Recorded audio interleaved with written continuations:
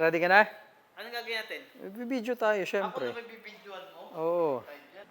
So, eto na naman tayo guys at mga kaaro. Kung naaalala nyo doon sa video natin, sabi ko may sorpresa tayo, may ipapakita tayong motor. Eto yon guys at mga kaaro. Look at that! Believe it or not, sold out na tong motor na to. Even before dumating dito sa Pilipinas. Ang tawag dito sa motor na to ay 525 DSX. Ito yon, adventure bike siya, no? Etong motor na to, nung i-release to sa ibang bansa, marami nang nag-aabang dito sa Pilipinas. Kaya naman, nung magsabi si Vogue Philippines, sa grupo pa lang ng mga Vogue owners, ay eto na. Very excited na yung mga Vogue, existing Vogue owners. Kaya dun sa unang batch, ubos lahat to guys at mga kaaro. Ang nakikita po natin ngayon, ito yung mga unit na may-ari na. Alam mo ba, yung unit na yon, pakita mo yung blue. Oh, yan, yung unit na yan. Ang may-ari niyan, vlogger. Makulit na vlogger may-ari niyan. Gasgasan kaya natin para ano? Joke lang. Oh, ito rin, vlogger din daw may-ari nito eh. Oh, may ilaw na, oh. Kompleto na, oh. Na-ceramic coating na raw yan. By the way, ako po nag-ceramic coating na to, guys, at mga kaaro, ha. Baka may naghahanap sa inyo ng magsi-ceramic coating, although ginagawa pa yung shop ngayon. Ako nag-ceramic coating nito. Mura lang pa ceramic coating dyan. Yan. Siyempre, ang rate nagkakaiba, depende sa condition ng mga pinapagawa. Anyway, guys, sa mga kaaro, ibabalik ko ang usapan dito. So, ito po, guys, at mga kaaro, their first batch since nagsabay-sabay, kumuha lang sila ng 12 nito. And all those 12, they're all sold out. So, pag nagpunta kayo dito, guys, at mga kaaro, gusto niyo ng gantong motor, sorry, pasensya na po. Okay? Ganon talaga. Naubos na kasi. But anyway, don't lose hope kasi by next year, actually this month, December, ay parating na yung kanilang next batch. 32 o 36 units lang yun. And mind you, meron na silang mga naka-reserve. So, ibig sabihin, unahan na naman doon sa batch na yun, guys, mga kaaro. Ilan na yun? Mga nasa 10 na ba? O, nasa 10 na. So, ibig sabihin, 22 na lang, pa-deliver na kayo ng bago. Order na kayo, ha? I suggest, guys, at mga kaaro, mag-order na kayo or magpa-reserve na kayo. Either you inquire muna sa kanilang page, Vogue Philippines, para malaman nyo magkano. This is actually 380,000 pesos. Very competitive yung mga presyo ng mga kakumpetensya nito. They're, I believe, lower CCs, pero presyo halos side by side sila. Makukuha nyo to sa halagang 380,000 and with that 380,000 guys sa mga kaaro, you are getting a very nice proven that works na klase ng engine. Okay, etong motor na to, kung hindi nyo alam, ang motor na to ay ginagamit na sa iba't ibang parte ng Europe, Spain, Mauritius, yung mga ganong bansa, no, aside from China, where they are being made. Kung hanapin nyo sa Facebook, ang dami nyo na makikita. This has technically 494cc engine. Liquid-cooled, of course.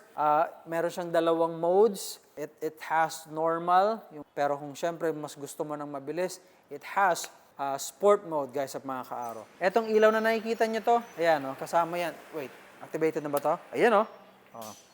Okay. Yan, kasama na yan, guys, at mga kaaro. Now, depende na lang kung kayo gusto nyo magpalagay ng ilaw na ganito, pareho ng kung sino man may-ari nito, pwede naman palagyan yan. If you're doing like, traveling, very important yan. Mahaba-habang travel. Ang isang napakaganda rito, kaya I think gustong-gusto ng mga tao dito, kompleto na siya kung titignan mo. Look at that. You have the crash guard, tapos eto, wala lang yung skid plate niya. Tapos, yung tambucho nandito na. Doon sa dating DS kasi, nandito sa baba. Andito lang yon. Now, nandito na siya sa taas. Which is very nice also. It's got bigger tank. Yung itsura niya. Dito, oh. Beefy talaga, eh, oh. Look at that, diba? Oh. Tapos, ayun siya.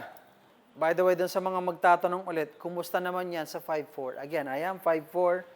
I believe kahit na nasa mga 5'2" ka, 5'3" ka, siguro 5'2" ang pinaka mababa na lang na po pwedeng gumamit nito. Okay. Of course, with experience, kasi pagkabago ka, medyo alanganin to sa 5'2".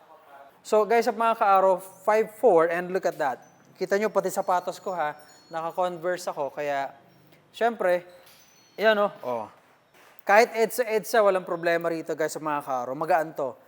Believe it or not, ang weight nito, guys, sa mga kaaro, ay kasing weight lang halos siya nung kanilang 500R, yung naked bike nila. Yung pinakita natin, or dun sa isang video, yung ganon, ipan mo nga lang doon, yan. Yan lang ang ka-weight niya. Okay. So, yung ganyang motor, ganito katumbas pagdating sa weight. Bulky lang to. And isang maganda rito, syempre, pagka gantong mga motor kasi, this is adventure. So, pagka naglo-long ride ka, swabe. Sarap ng buhay mo rito. Bakit? Ito yung position ko. Upright position, so pagka nagmamaneho tayo, ganito, hindi ka nakasubsob, so talagang super comfortable. Pagdating sa shocks, you can see, napakaganda rin. Ang ganda ng play niya. And it's equipped with a couple of things na I think what makes this bike a very competitive pagdating sa performance, sa functionality at sa pricing. Bakit? Guys at mga ka-Aro, believe it or not, this has traction control. Siyempre may ABS yan, basic na yan eh. Pero ayun nga, naka-traction control na to. And then, siyempre, yung kanyang display, ang laki ng display niya. That's, I believe, 7-inch display. Ang laki, oh. Ayan yung display niya, guys, at mga ka-Aro. Isa pa. Ang laki, di ba? Isang makikita nyo dyan, guys, ay meron siyang tire pressure monitoring. Ito. Pagka mababa na ang hangin mo, then mamumula na yan. Tapos ito yung sa speed, what else? Sa temperature, may orasan pa doon, PCS, syempre nandyan ang date, mode, nandyan, so may sport yan at merong normal, and syempre yung gear indicator. Tapos yung fuel gauge niya, I mean. Gano'ng kalaki? 18? So mas malaki to kumpara doon sa dating tank or gas capacity. Nung kanilang DS, 17 lang kasi yun. Ito, this is 18. One thing na very interesting dito is that yung kanyang gas consumption, fuel consumption. Nung sinubukan natin o yung ginamit natin yung RR, the sport bike ay pinakamatipid ko ron is 31 kilometers per liter. So, siguro ma-expect natin baka mas efficient to. We'll see. We'll get to say that pagka na-try natin. Okay? But anyway, guys, sa mga ka-Aro, if you have any question about this bike, especially pagka gusto nyo magpa-reserve na kasi nga, I bet ilang linggo lang at mauubusan na kayo ng DSX yung ganito. So, sabi ko nga sa management, ba't di na lang kayo umorder ka agad nito kasi mukhang hindi tatagal ang second batch ninyo, lalo't naubos ka agad yung kanilang first batch.